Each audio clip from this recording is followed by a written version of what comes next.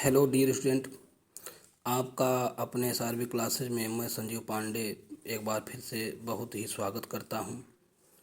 आज हम लोग बोर्ड एग्ज़ाम को दृष्टि में रखते हुए प्रीपोजिशन पर कुछ एक्सरसाइज करेंगे और ये प्रीपोजिशन का जो यूज होगा आपके हाई स्कूल और इंटर यहाँ तक कॉम्पिटिटिव लेवल के जो भी एग्ज़ाम होंगे उन सब के लिए बहुत ही इम्पोर्टेंट साबित हो सकता है। आइए पहले क्वेश्चन में आते हैं।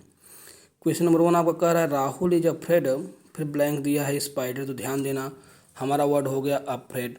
याद रखना अगर वर्ड आपका अफ्रेड है, डाई है और बोस्ट है, इन सब के साथ आपको प्रीपोजिशन ऑफ का यूज करना है और ये आपके फिक्स प्रीपोजिशंस हैं।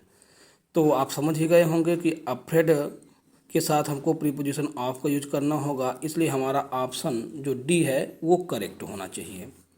आई एम वरीड, तो वरी के साथ हमको प्रीपोजिशन अबाउट का यूज करना होता है, फिक्स प्रीपोजिशन। अगर वरी के साथ हम लोग अबाउट का यूज करेंगे तो वरीड उसी का सेकंड फॉर्म है, तो यहाँ हमको यूज करना है किसका, अबाउट का।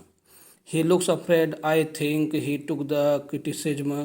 तो ध्यान देना क्रिटिसिज्म जो है क्रिटिक वर्ड से बना है और ये भी फिक्स प्रीपोजिशन। अगर क्रिटिसिज्म कहीं दिया है या क्रिटिक वर्ड दिया है तो उस कंडीशन हमको प्रीपोजिशन इन का ही यूज करना होगा, तो हम लोग प्रीपोजिशन इन का यूज करेंगे। यहाँ पे ऑप्शन नंबर सी को करेक्ट करना है। इनवियस वर्ड जो है वो इनबी से बना है, जिसका अर्थ होता है ईर्ष्या करना।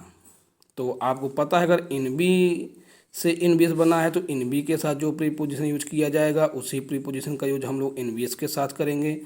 तो इस कंडीशन में हमको प्रीपोजिशन इन का यूज करना होगा, यानी इनबी के साथ अगर प्रीपोजिशन इन लगा तो इनवियस के साथ भी हम लोग प्रीपोजिशन इन का यूज करेंगे। ऑप्शन नंबर सी को करेक्ट करना है। क्वेश्चन नंबर 5 आपका है ही कन्फाइडेड, तो कन्फाइड के साथ आपको यूज करना होता है इन। ये फिक्स प्रीपोजिशन है जो कि हम याद भी कर सकते हैं, तो हम लोग इन का यूज कर देंगे। हमेशा याद रखिएगा कन्फाइड इन, याद करने के तरीके है कि कन्फाइड इन। डिसाइड भी आपका फिक्स प्रीपोजिशन है, तो डिसाइड के साथ भी डिसाइड हो गया। एक वर्ड आपका होता है डिपेंड होता है, इसके साथ भी ऑन का यूज होता है। तो डिसाइड हो या डिपेंड हो तो हमको ऑन का यूज करना होगा, तो इसलिए ऑप्शन नंबर बी को करेक्ट कर देना है।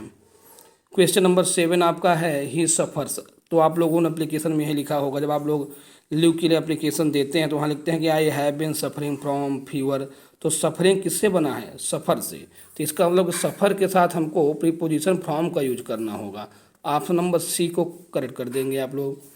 नेक्स्ट क्वेश्चन आपका है द टीचर सेट होमवर्क, फिर ब्लैंक दिया है the end of the lesson. तो ध्यान देना जहाँ पे पोजीशन होता है उस कंडीशन में हमको ऐड का यूज करना होता है, तो यहाँ पोजीशन की बात की जा रही है तो हम लोग यूज किसका करेंगे, ऐड का, यानी क्वेश्चन नंबर 8 का ऑप्शन नंबर डी करेक्ट होगा।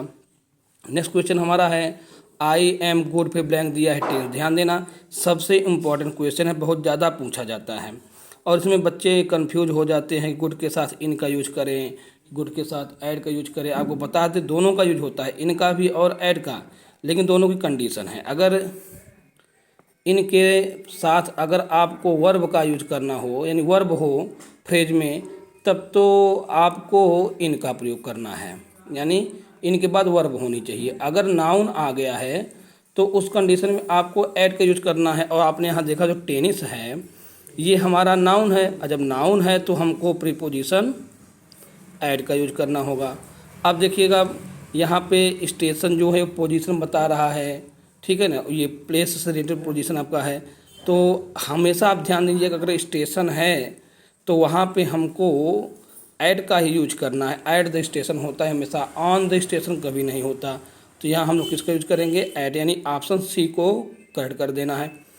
इंटरेस्टेड हो गया, कंटेन हो गया, इनके साथ हमको प्रीपोजिशन इनका यूज करना हो जो कि हमारा फिक्स प्रीपोजिशन है, यानी इंटरेस्टेड और कंटेन। तो यहाँ ऑप्शन नंबर सी को आप करेक्ट कर दीजिएगा।